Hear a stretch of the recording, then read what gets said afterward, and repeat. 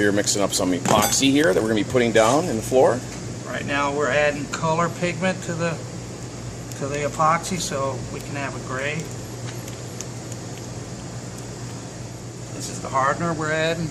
It's a 2-part container. 2 parts resin, 1 part hardener.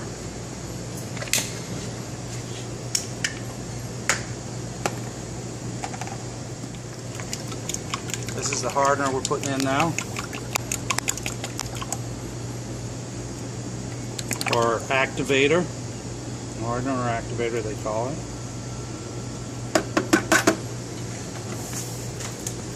Then you mix this for how long? We mix this anywhere between 2 to 3 minutes. It all depends on the temperature. If we're outside and if the humidity is really high, you want 2 minutes because it will be activated with the temperature as well.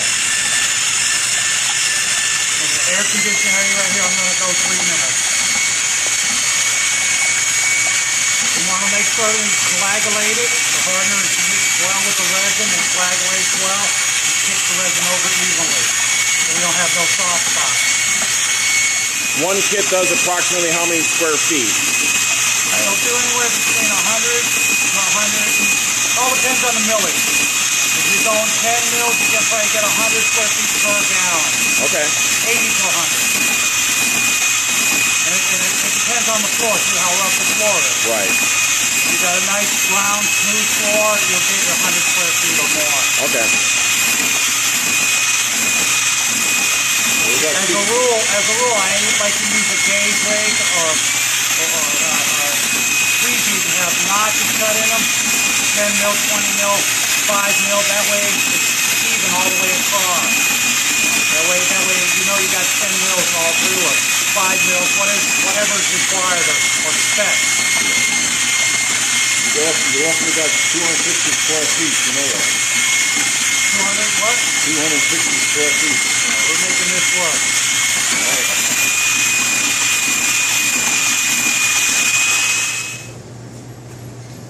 You see how that black turned light gray? Mm-hmm.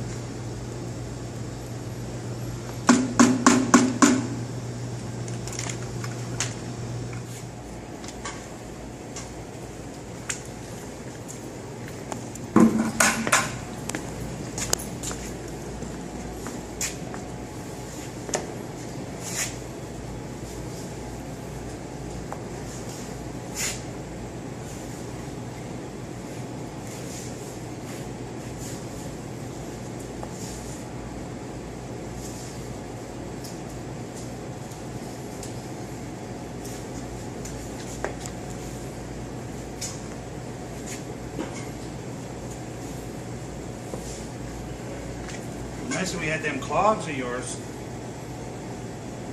Oh, this is good. Thank you, Anthony.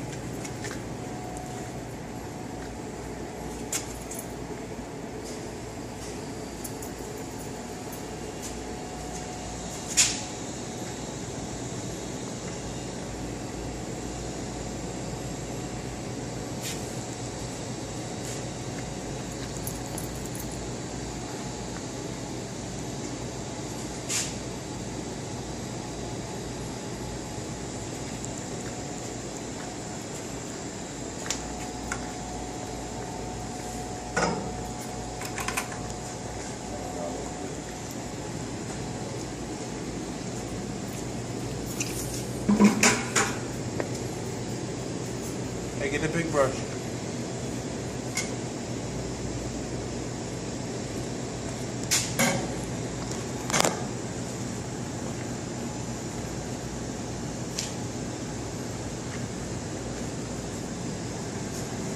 So, you gotta wet that roller up first. Gotta fill that.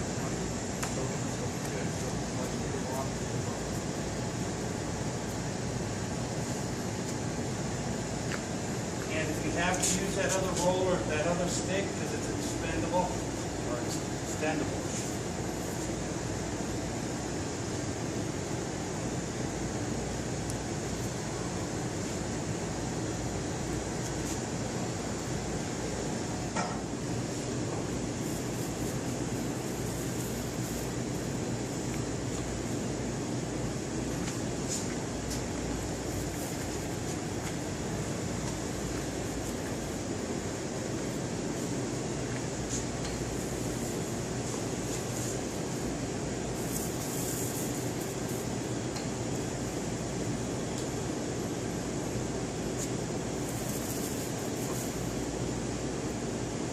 This is resin.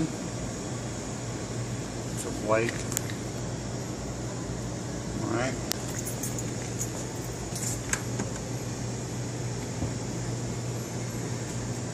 This is a three-part. We got the resin, the hardener, and the pigment. So we have three parts we add to this. We were just doing a clear. We just add the hardener and the resin. That would be it. It would just be a clear coat. Since we're doing pigment, it has to be a color, so we add the pigment ourselves. And all are available at extremepolishingsystems.com, and you can order with the color, whatever color you want. Whatever color you want. We'll even custom color for you.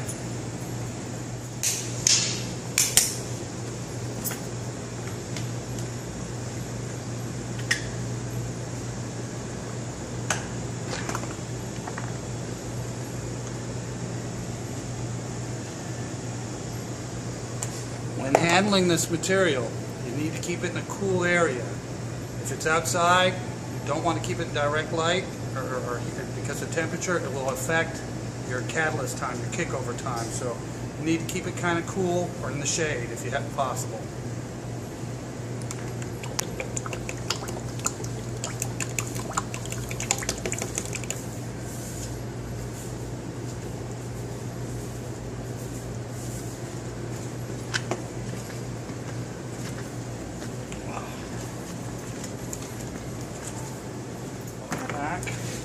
Put the whole color pack in. You want to make sure you squeeze everything out, because any difference in the amount you put in will change the color of the floor.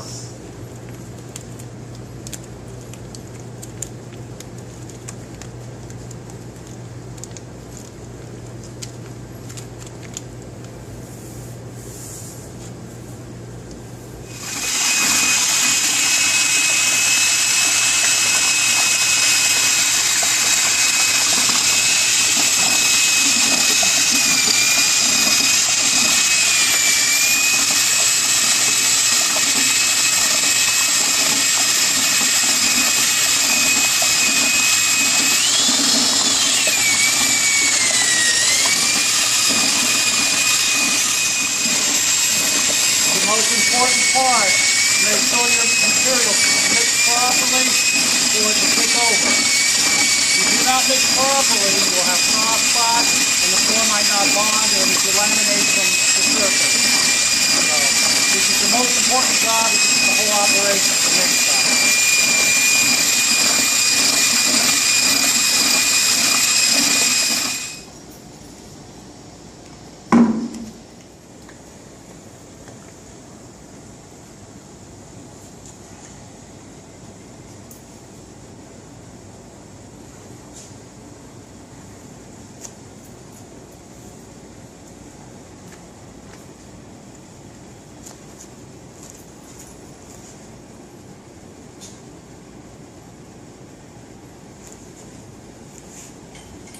Should I go over the coffee?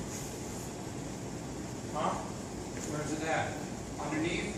No, leave that glass because I got to see this and then back over the whole thing. So just leave it for now. I'll get it. I'll come back and get it.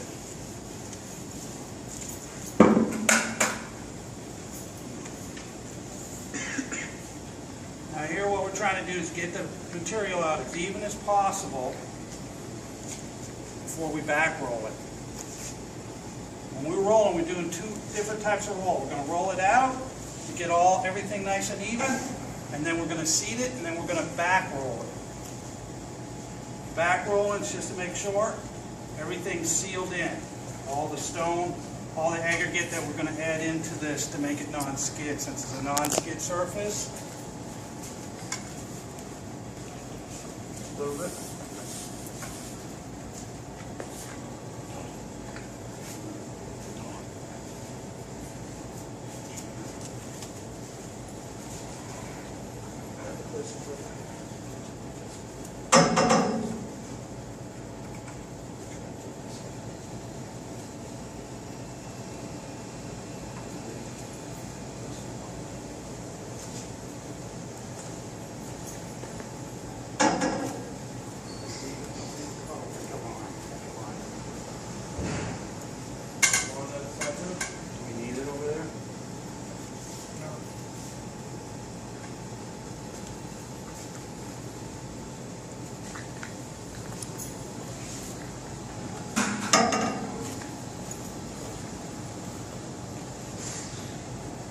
when you're doing your floor, when you're applicating one thing, the prep of the floor is the most important part of the floor.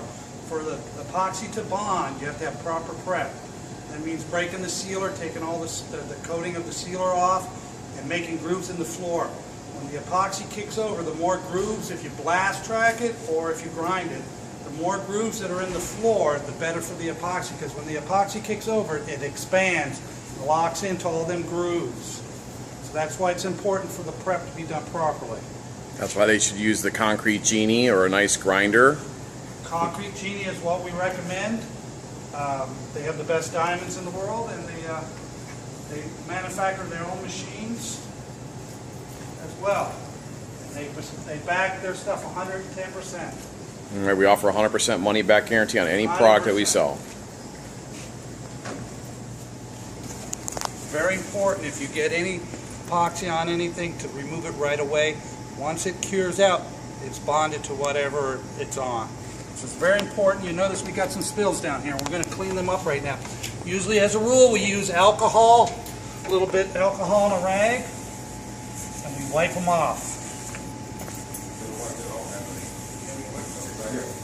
Denatured alcohol is the product we usually use. You can buy it at any Home Depot or Lowe's.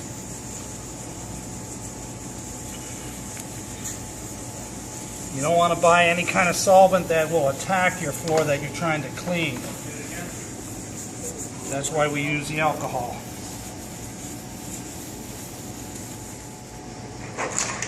Now you notice I'm going to be putting these on. These are called cleats. We use them so we can walk out on the epoxy without leaving marks. We do manufacture these ourselves, and we call them...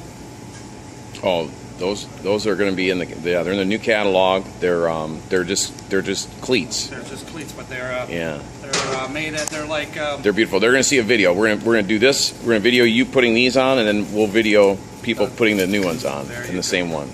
So stay tuned for another great extreme video.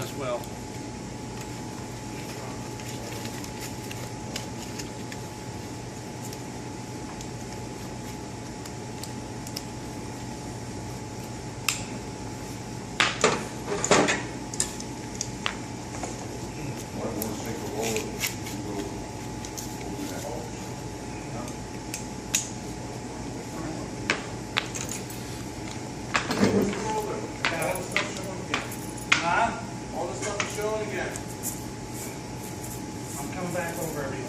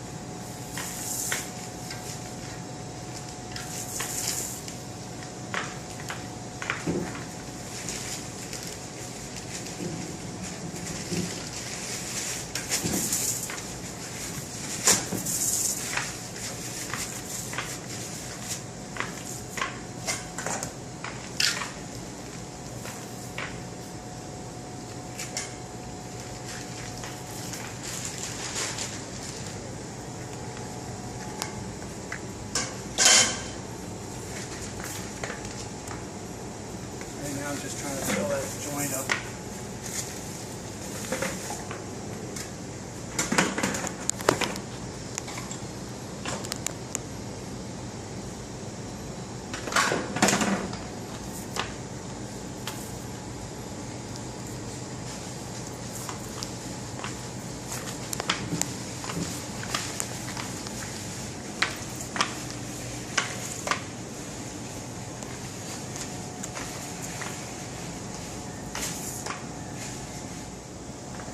Right. Lately, a lot of the people I work for, they don't like to do a lot of detail work. They just want to, half-ass it kind of. A lot of these smaller epoxy companies, because it takes a little longer to do, but you got a better product for it. See them? That stuff right there, that's fish on it. Right under that patch. Coffee can be like that. Stay like that. Yeah, they got a guard coming over there. What is this brown? I want the same color right here.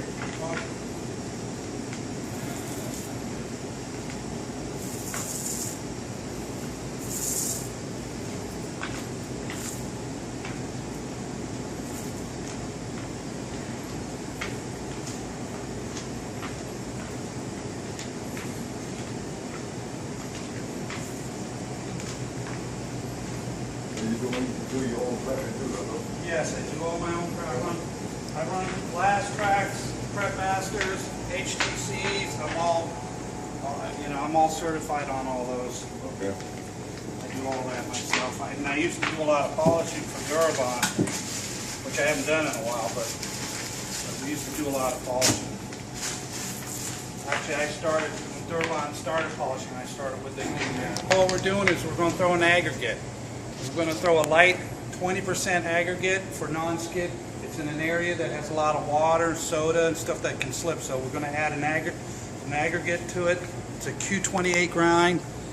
We usually use aluminum oxide. This time we're using a quartz. We really recommend aluminum oxide. There's an art to it. When you throw, I pick up a puddle, I feather it out. You throw up into the air. You never throw down to the floor because you'll push epoxy and you'll leave ridges. So it's always up, up, up. And you let it fan out. And you get yourself a texture. And it's all in your preference, what type of texture you want. Heavy texture, medium texture. You can do all them systems.